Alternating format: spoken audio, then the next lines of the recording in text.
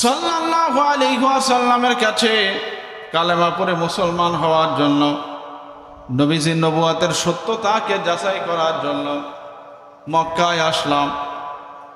আমি দীর্ঘ 30 দিন মক্কায় অবস্থান করলাম। আমি জমজমের কূপের পাশেই অবস্থান করতাম, আশপাশ দিয়েই থাকতাম। আর কখনো ক্ষুধা লাগলে আমি জমজম কূপের পানি পান করতাম। সুবহানাল্লাহ। এরপরে রাসূলুল্লাহ সাল্লাল্লাহু আলাইহি ওয়াসাল্লামের সাথে আমার দেখা হয়ে গেল। রাসূলুল্লাহ সাল্লাল্লাহু আলাইহি ওয়াসাল্লাম আমাকে জিজ্ঞাসা করলেন, তোমার নাম কি? আমি আমার নাম বললাম। আমাকে জিজ্ঞাসা করা হলো, তুমি কোন গোত্র থেকে এসেছো?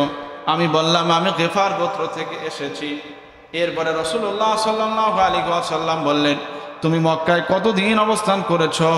তিনি বললেন, আমি দীর্ঘ 30 দিন এখানে অবস্থান করতেছি। এরপরে আল্লাহ রাসূল আবার বললেন, এই 30 দিন তুমি কি খেয়েছো, কার কোথায় খেয়েছো? হযরত আবু যর গিফারী রাদিয়াল্লাহু তাআলা বলেন, এই 30 দিন আমি ক্ষুধা লাগলে জমজমের পানি খেয়ে থাকতাম। সুবহানাল্লাহ।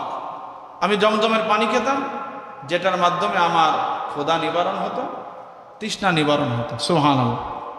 এই জন্য ইমাম ইবনে কাইয়্যিম রাহমাতুল্লাহি আলাইহি বলেন, শুধু আবু যর গিফারী না, বহু মানুষ এমন আছে যারা হজ করতে আসলে এরকম এই জমজমের পানি খেয়েই, শুধু এটা খেয়েই তারা অর্ধ মাস, 1 মাস তারা অবস্থান করতেন।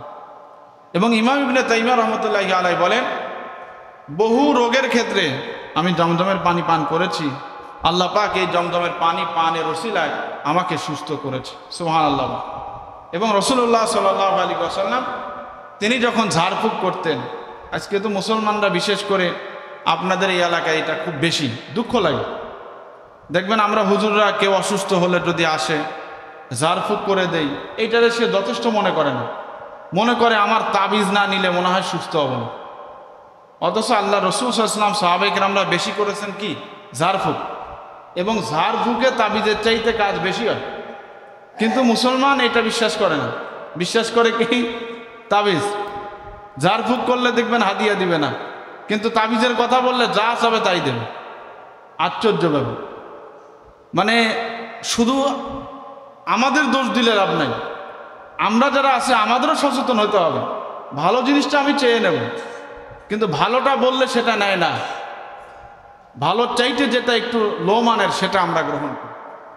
রাসূলুল্লাহ সাল্লাল্লাহু আলাইহি ওয়াসাল্লামের কাছে অসুস্থ হয়ে কেউ আসলে আল্লাহ রসুল পানি পড়া দিতেন বা তেল পড়া এই জাতীয়। তবে সর্বপ্রথম আল্লাহ রসুল তিনি জমজমের পানি থাকলে সেটা পড়ে দিতেন, কারণ একে তো বরকতি পানি, এরপরে আল্লাহ রসুলের জবানের দোয়া। মানুষ যারাই আসতো আল্লাহ রসুল জমজমের পানি পড়ে দিলে এই জমজমের পানি খেয়ে পান করল, তারা সুস্থ হয়ে যেত। সুবহানাল্লাহ বলেন। তো এইরকম বহু ঘটনার কথা বলা যাবে, বহু ইতিহাস আছে যে এই জমজমের পানির মধ্যে আল্লাহ সুবহানাহু ওয়া তাআলা এত বরকত, এত রহমত রেখেছেন। সম্মানিত উপস্থিতি, তো এখন এই জমজমের পানি হযরত ইবনে আব্বাস রাদিয়াল্লাহু তাআলা আনহু বলেন, যখন জমজমের পানি পান করতে হবে, পান করার ক্ষেত্রে কিছু আদব আছে। এর মধ্যে 1 নাম্বার হলো কেবলামুখী হয়ে পান করা, 2 নাম্বার 3 নিঃশ্বাসে পান করা, 3 নাম্বার জমজমের পানি পান করলে প্রত্যেক নিঃশ্বাসে বিসমিল্লাহ বলতে হবে, আর পান শেষে বলতে হবে আলহামদুলিল্লাহ। সুবহানাল্লাহ। প্রত্যেক নিঃশ্বাসে বিসমিল্লাহ বলা আর পান শেষে আলহামদুলিল্লাহ বলা। আর জমজমের পানি পান করার সময় দুনিয়া এবং আখিরাতের কল্যাণ আল্লাহর কাছে চাওয়া।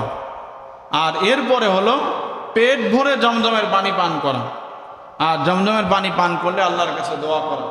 হযরত ইবনে আব্বাস বলেন, আমরা যখন জমজমের পানি পান করতাম আমরা আল্লাহর কাছে এই দোয়া করতাম, আল্লাহুম্মা ইন্নী আসআলুকা ইলমান নাফিআ ওয়া রিজকান ওয়াসিআ ওয়া শিফাআন মিন কুল্লি দাইন। আল্লাহ মেহেরবানি করে আমাদের উপকারী ইলম দান করো জমজমের পানির ওসিলায়, ওয়া রিজকান ওয়াসিআ আমাদের রিজিকের মধ্যে আল্লাহ প্রশস্ততা দান করো, ও শিফাআন মিন কুল্লি দাইন আর সকল প্রকার রোগ থেকে এই জমজমের পানির ওসিলায় তুমি আমাদেরকে শেফা দান করে দাও। সুবহানাল্লাহ। আরো জোরে বলেন সুবহানাল্লাহ। এই জন্য জমজমের পানি অত্যন্ত বরকতি। তবে এই জমজমের পানি এটা হলো নারী জাতির মাতৃত্বের অবদান। সেটা হলো কি, মা হাজেরা আলাইহিস সালাতু ওয়াস সালাম তিনি যদি তার সন্তানকে বাঁচানোর জন্য এইভাবে দৌড়াদৌড়ি না করতেন, হয়তো আজকে এই জমজমের পানি আমরা পেতাম না। তিনি যখন দৌড়াদৌড়ি করেছেন, আল্লাহর তিনার প্রতি দয়া করেছেন, গোটা মানব জাতির প্রতি আল্লাহ দয়া করেছেন।